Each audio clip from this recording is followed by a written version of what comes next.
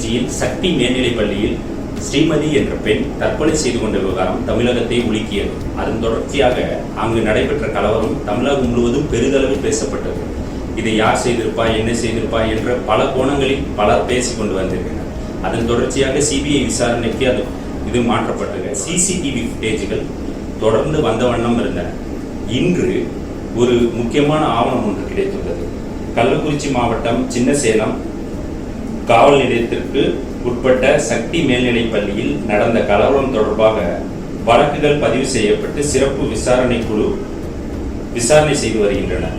இன்று மேற்படி வழக்கினை புலனாய்வு செய்யும் துணை காவல் கண்காணிப்பாளர் தலைமையிலான போலீசார் கலவரத்தின் போது சக்தி மேல்நிலைப் பள்ளி அலுவலகத்தில் இருந்து மாணவனின் சான்று ஆவணங்களை தீ வைத்து கொளுத்திய லட்சுமிபதி அவர்களின் காணொலி காட்சி தான் இப்பொழுது வெளியாகியிருக்கிறது. மாணவர்களுடைய சான்றுகளை கொளுத்துவது போன்ற காட்சிகள் வெளியாகியிருக்கிறது. இவர் யார் என்றால் லட்சுமிபதி. இவர் 34 வயதானவர், கள்ளக்குறிச்சி மாவட்டத்தை சேர்ந்தவர் என்பது போலீசார் தெரிவித்துள்ளனர். இந்த நீங்கள் பார்த்து கொண்டிருக்கும் வீடியோவை ஒரு பதிவாக வைத்துக்கொண்டு காவல்துறையினர் தனிப்படையினர் மூலம் இவரை திருப்பூர் வரை சென்று கைது செய்துள்ளனர். மேற்படி நீதிமன்ற காவலுக்கு அனுப்பப்பட்டார்.